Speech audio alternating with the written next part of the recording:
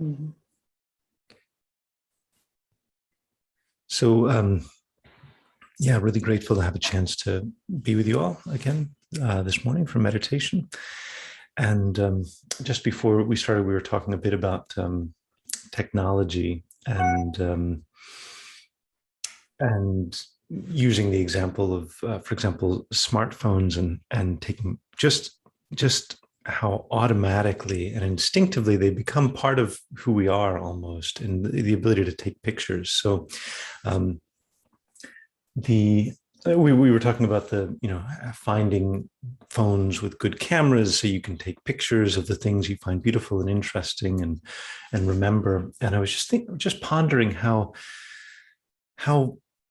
very wrapped up that is with our existence as humans. And the comment I'd made just before was that we see something and we find it interesting or beautiful, and then we want to remember it or share it. And then a phone gives us the ability to capture that image, share the image, make comments, connect with other people. And it's so closely aligned with just how we think that it's almost becomes reflexive. And most of us, like certainly myself, I know I always keep my phone in the same pocket, right? So I always know how to grab it, and I know how to quickly take a picture if I want, or do this or that.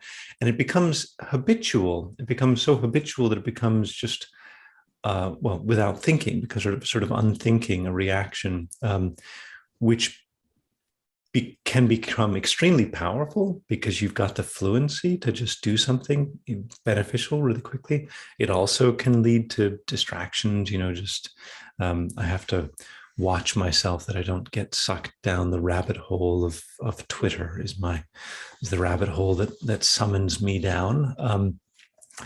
Because these things have sort of addictive qualities to them as well, but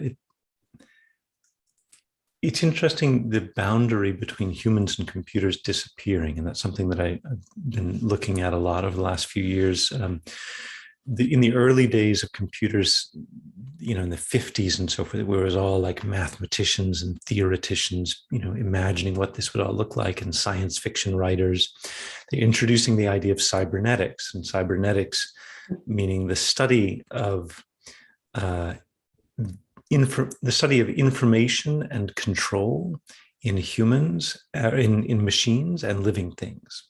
So these two aspects, information and control, in two areas, machines and living things, and sort of beginning to look at how the nervous system conducts your nerves, conduct information, your muscles enable you to control things, nerves also involved in controlling things, and you can find parallels with machines. But even from the earliest days of computers, we were talking about these human-computer symbiosis, where literally we become sort of interdependent, mutually interdependent. And still, when I say those words, human-computer symbiosis, it sounds like sketchy science fiction, like you get chips implanted in your brain and so forth. But it's not that different from but in fact, we are already living in that state. We are already living in that state where we have access to infinite information, and at the tip of our fingers, we can capture pictures, share them infinitely, communicate with people around the world effortlessly, and so forth. And that we're already in the state of human-computer symbiosis. And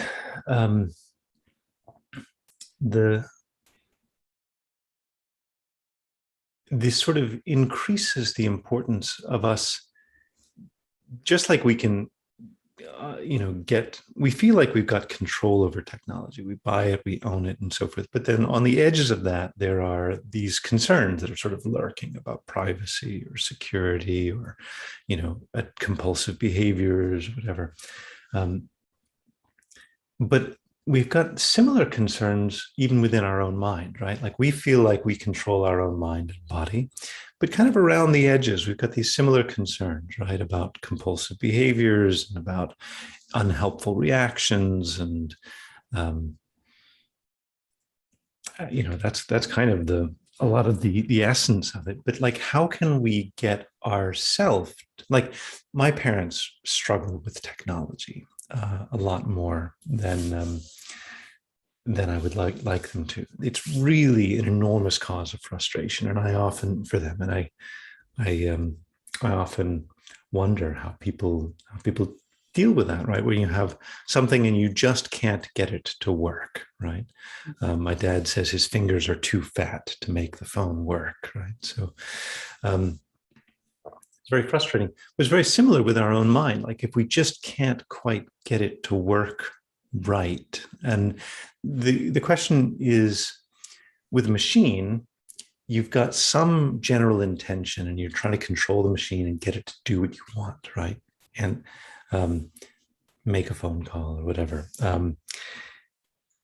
And with our mind, it's very similar. Like we are trying to control it and make it do what we want in the sense that, or really make our life the way we want, in the sense that well, we're always trying to control our life and our circumstances to basically be able to fulfill our own intentions. We have strong intentions.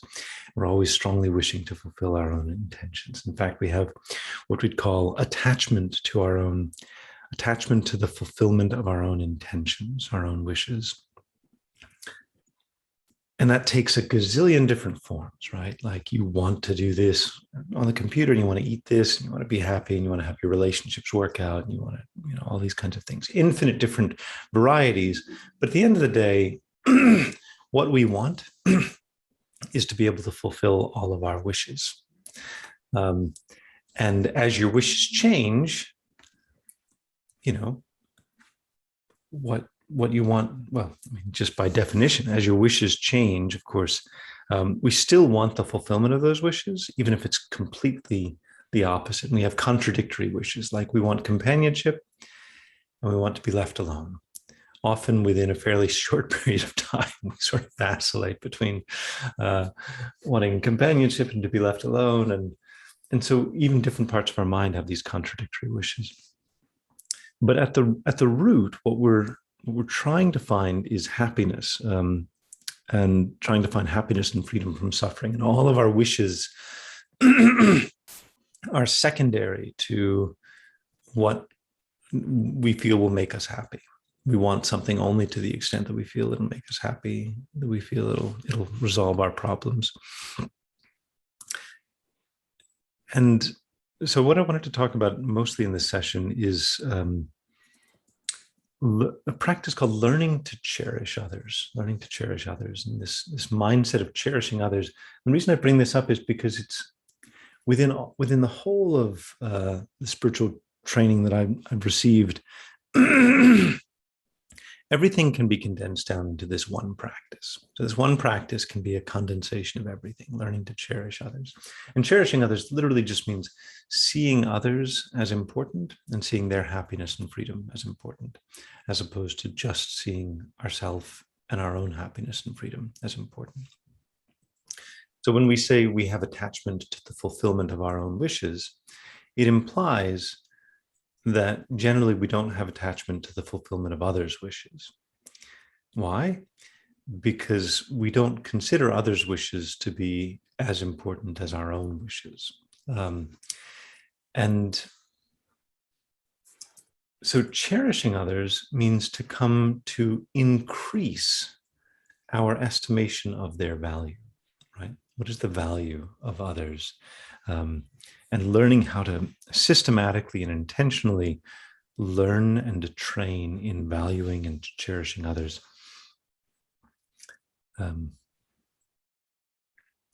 And it's interesting how quickly our values change. For example, we were just talking about different editions of smartphones, right?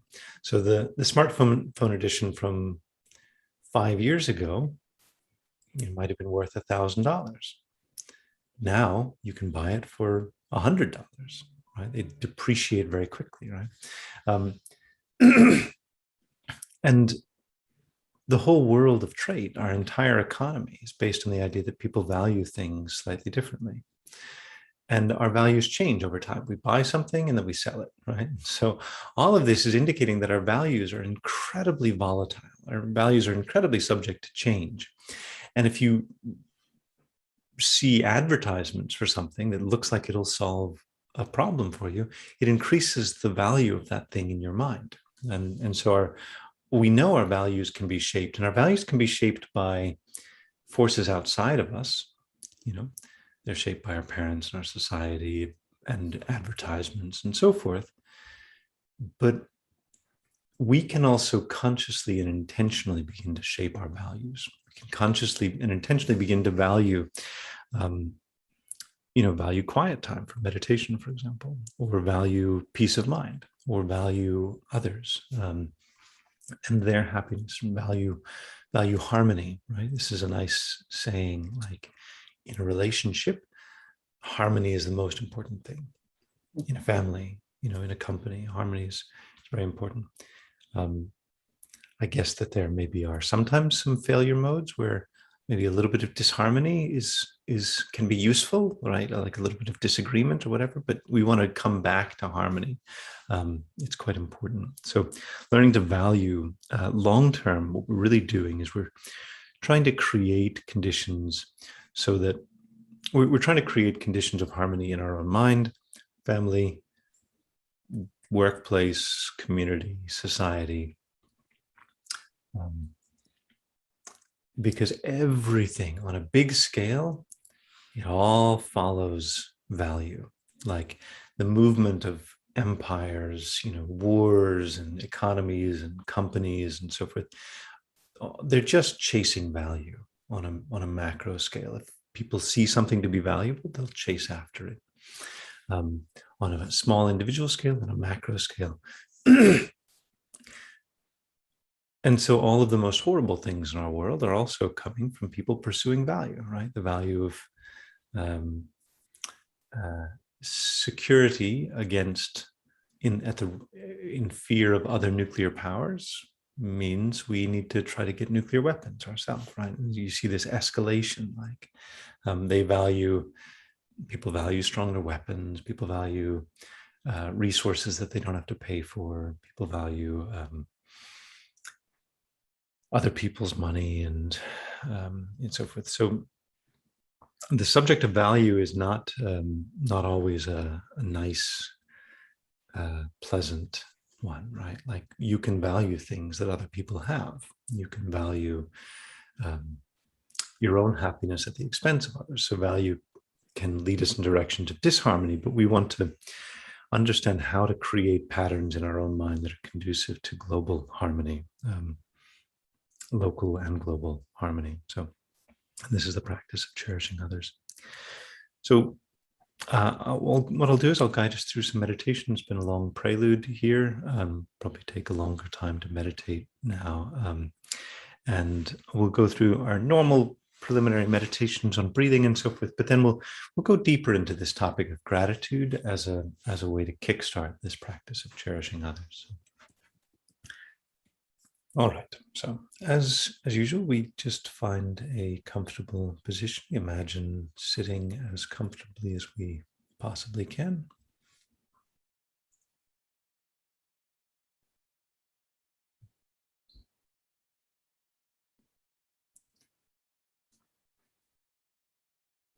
We imagine ourselves in a peaceful, beautiful, uplifting, inspiring environment.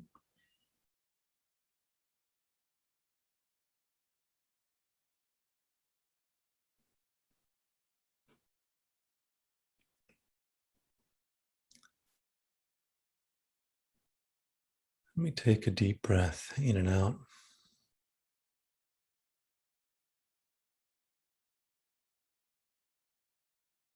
And then another breath, just inviting ourselves to relax.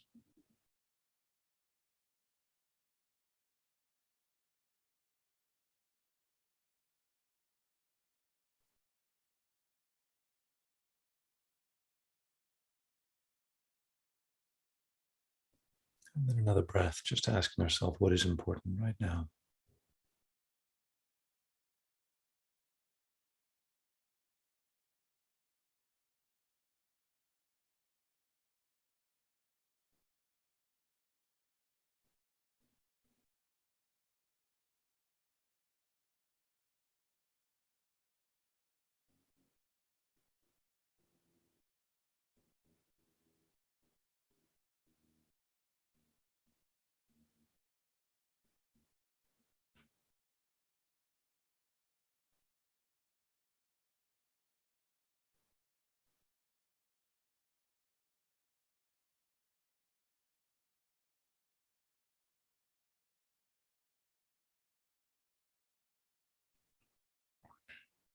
And we continue to breathe, becoming aware of our breathing and just allowing ourselves to relax gradually.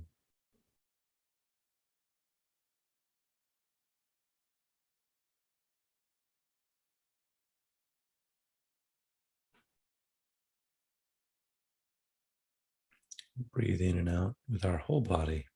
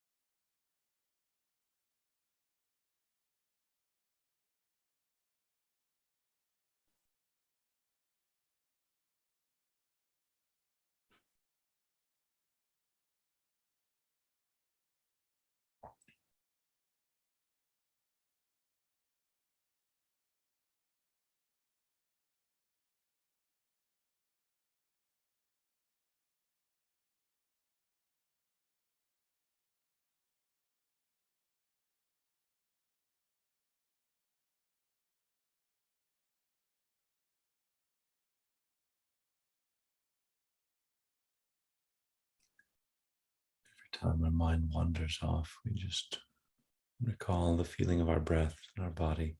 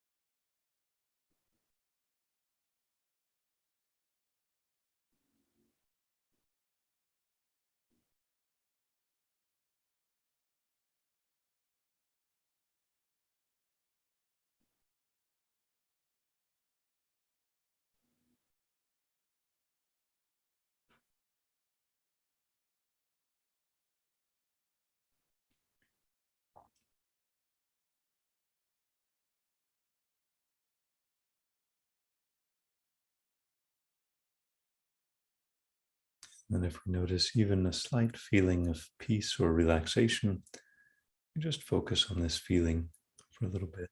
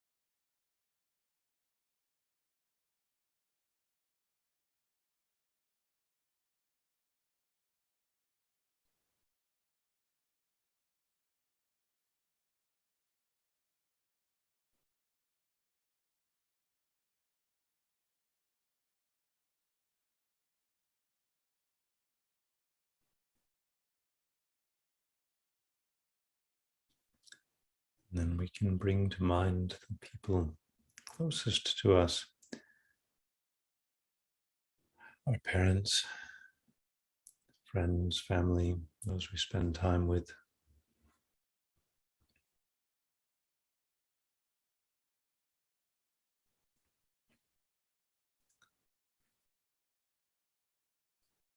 Imagine them around us in concentric circles, for example, our parents closest to us.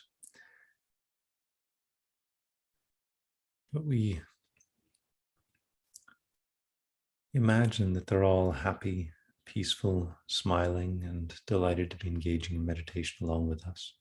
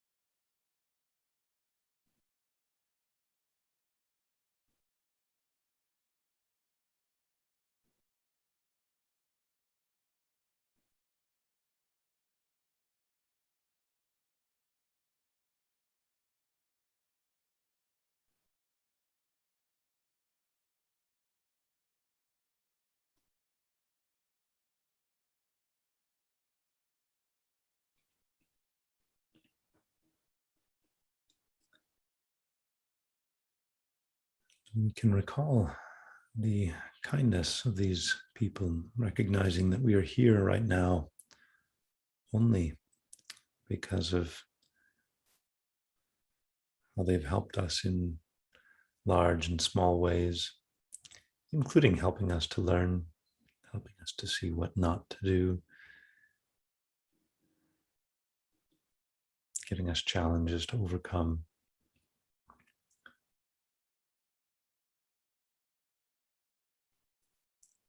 We begin by just thinking about our parents. We can think, whatever my opinions of them may be, this life would not exist without them. Literally every cell in our body contains our parents' DNA and nothing else, and no other DNA. Our existence is 100% dependent on that genetic material, not to mention their kindness in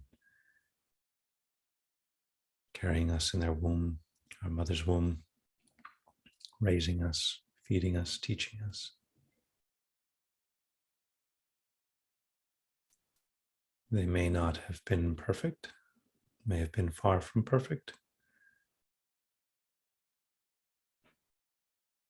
but they were the ones who looked after us, who fed us, protected us, taught us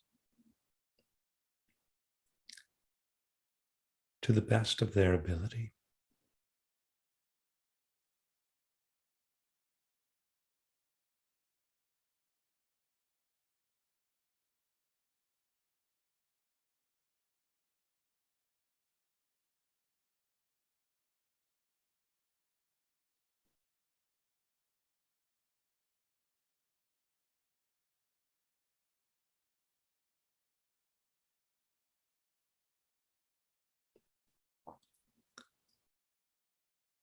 When we were a child, we received clothing, shelter. We don't know who made these buildings, made the clothes, employed or paid our parents, giving us, our family, the money to survive. We know very little as a child, but we receive so much for nothing. We don't contribute much. We receive an enormous amount.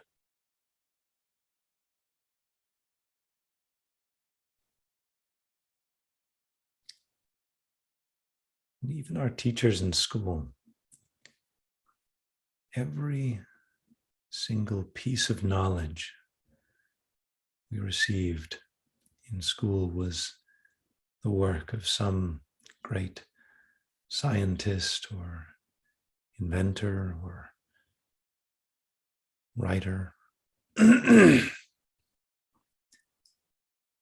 We take knowledge for granted, we take our language for granted, but people spent their entire lives to come to particular conclusions that we may learn in just one sentence.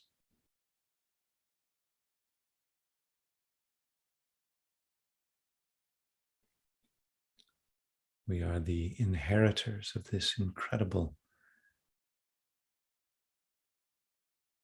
educational legacy.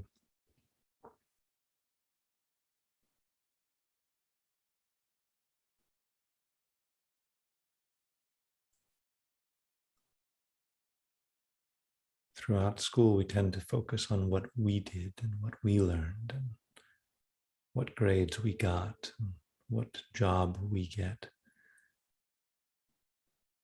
But we could accomplish none of these things without others.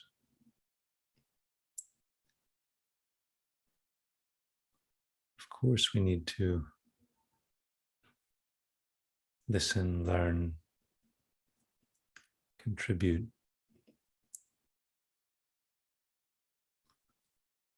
But we are playing a minor part. The vast majority of work was done for us.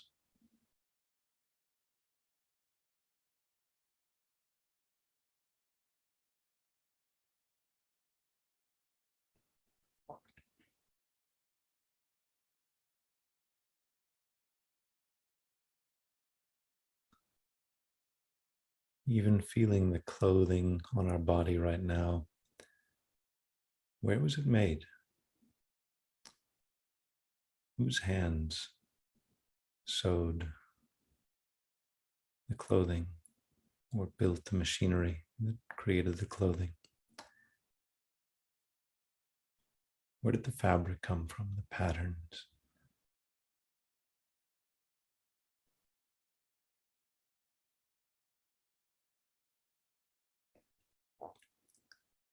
The furniture we're sitting on. Someone worked hard to create this.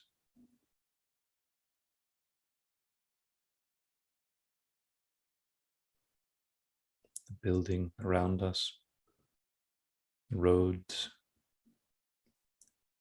communication, mail, supply chains.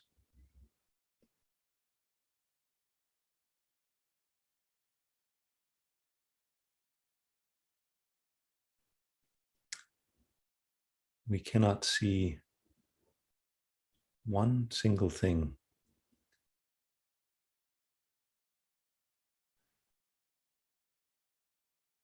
that has not come directly or indirectly from the kindness of others. Even our ability to see comes from our genetic legacy and our surviving to this point. And increasingly, we live in a man-made or man-shaped world, or a human-shaped world.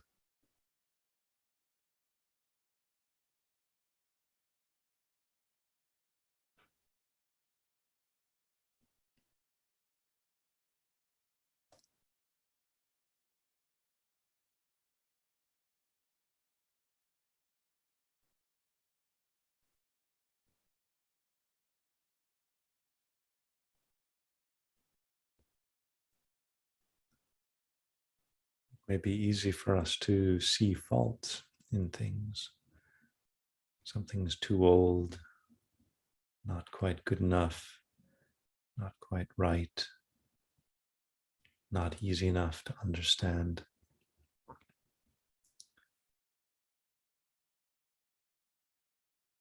But when we find faults, we are not seeing the full picture. We're not seeing how much went into creating what we have.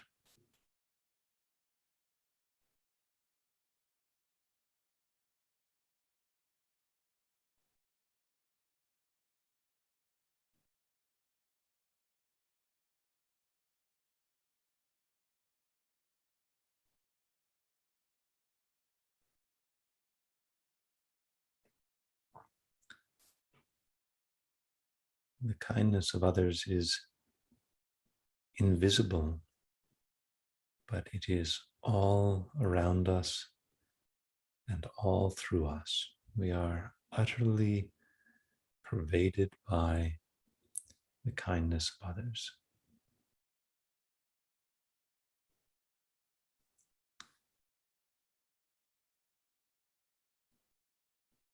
Take away the contributions of others, nothing remains.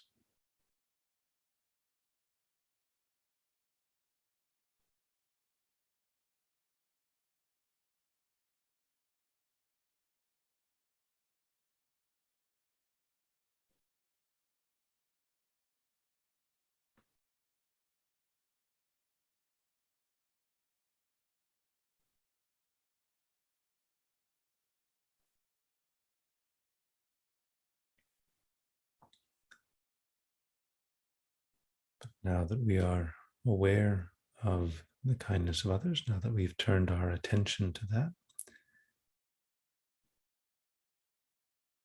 just feel a sense of gratitude, humility,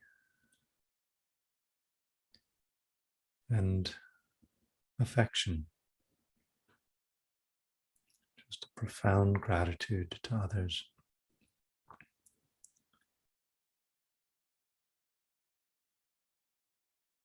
Whereas normally we think only ourself is important, our happiness and freedom are important. Instead, we think others are important, their happiness, their freedom is important. We respond to gratitude with cherishing others.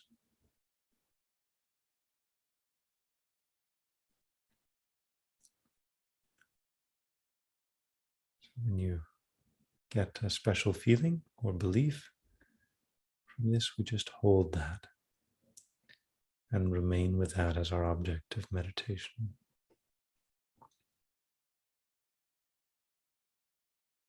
And if you ever forget, you just return your attention to, you just remember the contemplation, return to that special feeling or belief.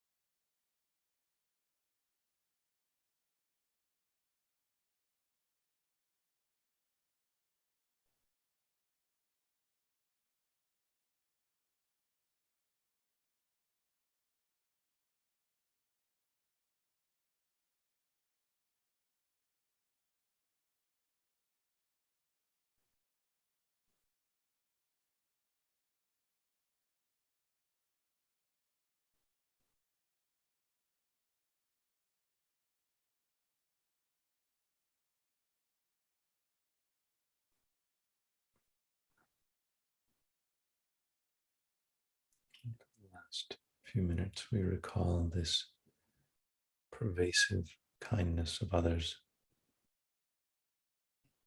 feeling of gratitude,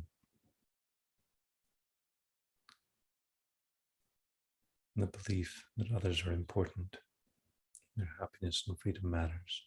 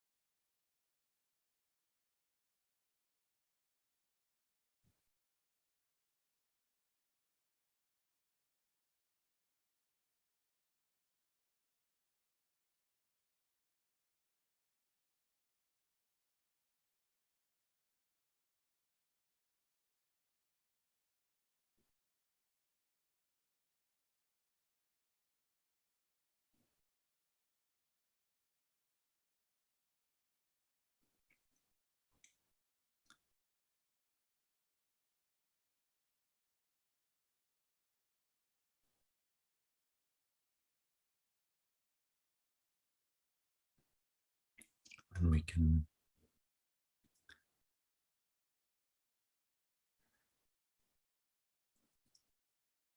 develop some appreciation that even through this brief time together, through this brief meditation, we have changed our mind and we have built and deepened mental pathways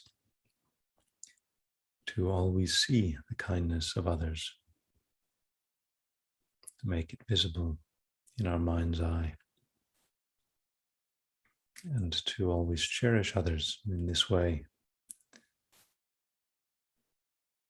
drive towards a world in harmony.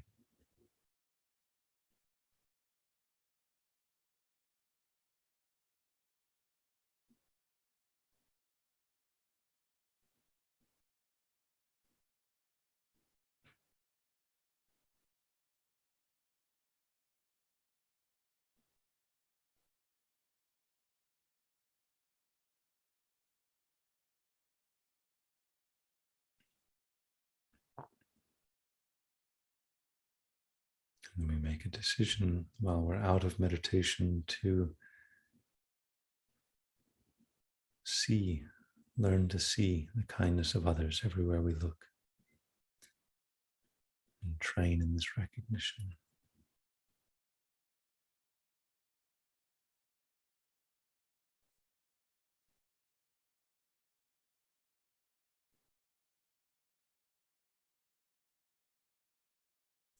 And then we can gently open our eyes and relax our concentration.